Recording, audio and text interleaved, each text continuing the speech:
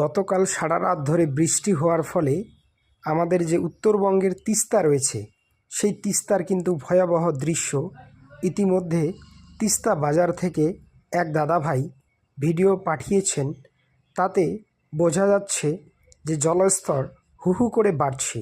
ইতিমধ্যে আমরা খবর নিলাম, তাতে তিস্তা নদী অর্থাৎ আমাদের যে গজলডোবা রয়েছে সেই গজলডোবা তিস্তা নদী কিন্তু ইতিমধ্যে জলস্তর অনেকটাই বৃদ্ধি পেয়েছে। আর এই জলস্তর বৃদ্ধি পাওয়ার কারণে গেট যখন পুরো খুলে দেওয়া হবে বা খুলে দিবে, তখন কিন্তু নিচে যে সমস্ত বসবাসকারী জনসাধারণ রয়েছে তাদের কিন্তু ব্যাপকভাবে ক্ষতি হবে। কারণ ইতিমধ্যে অনেক